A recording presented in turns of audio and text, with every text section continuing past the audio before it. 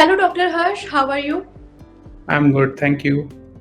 आई stroke के कुछ ऐसे सिम्टम्स जो हमें आम जिंदगी में देखने को मिलते हैं। हाँ जी मैम, आँख में अगर कोई तकलीफ रहती है, स्पेशली अगर वो ड्राइनेस के चलते आती है, तो सबसे पहला सिम्पटम होता है कि बार-बार आदमी आँखों को झपकाता है। ब्लिंकिंग बढ़ जाती है, क्योंकि जब भी अपन ब्लिंक करते हैं, तब एक नई पानी की परत आँख पे चढ़ती है।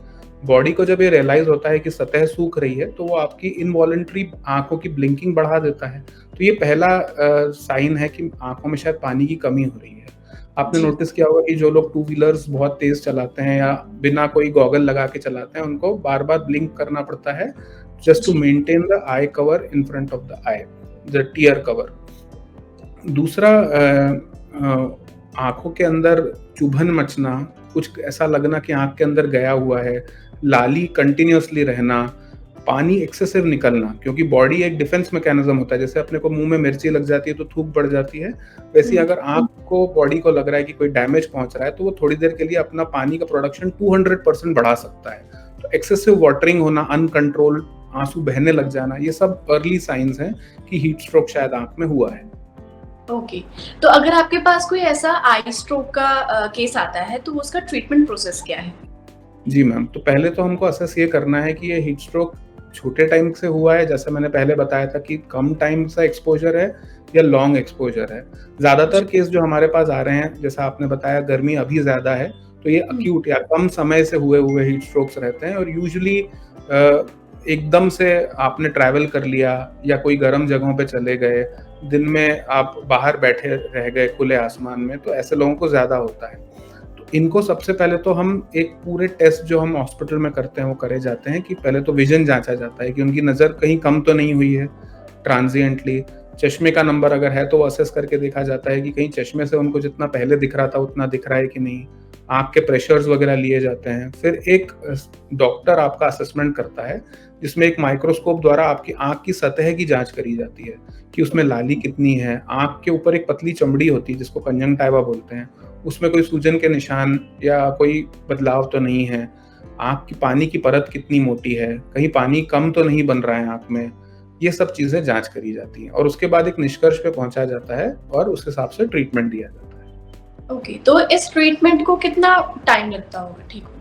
अगेन मैम, यही डिपेंड करता है कि वो हीट स्ट्रोक कितने दिनों से हुआ है। अगर अपन एक्यूट या गर्मी में होने वाले हीट स्ट्रोक की बात कर रहे हैं, तो हुँ। लकीली ज़्यादातर पेशेंट सही टाइम पे हॉस्पिटल पहुँच जाते हैं, क्योंकि आजकल अवेयरनेस बहुत है और यही हुँ। हमारा आइडिया भी है इस टॉक से कि अवेयरनेस हम और बढ़ाएँ।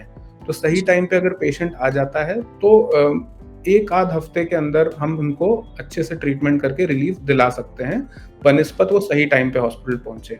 अगर परेशानी बहुत ज़्यादा हो जाती है, तो ट्रीटमेंट में 2-3 हफ्ता, 4 हफ्ता भी लग सकता है, डिपेंडिंग अपॉन केस की सिवियरिटी कितनी है। ओके। तो जैसा अभी आपने मुझे रिकवरी टाइम के बारे में बताया, तो क्या ये वैरी करता है ऐज के हिसाब से भी कि अगर बच्चे होंगे तो उनका ज़्यादा टाइम लगेगा, जो सीनियर सिटीज़न्स होंगे उनको थोड़ा कम टाइम लगेगा, ऐसा भी कुछ डिपेंड होता है?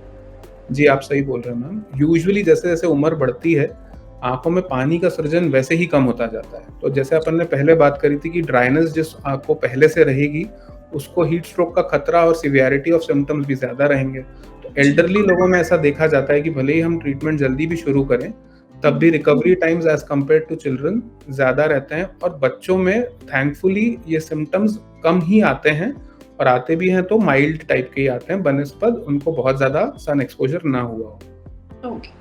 तो बच्चों में ऐसे क्या सिम्पटम्स हैं जो हम एज़ अ पेरेंट्स हमें ख़ास ख़्याल रखना चाहिए कि बच्चों को आई स्ट्रोक ना हो? आई स्ट्रोक ना हो इसके लिए तो अपने को ये इंश्योर करना है कि अननेसेसरी बच्चे एक्सट्रीम हीट में ना खेलें। वो ना सिर्फ आँखों के स्वास्थ्य के लिए but heat stroke general body को ना हो इसके लिए भी बहुत ज़रूरी है।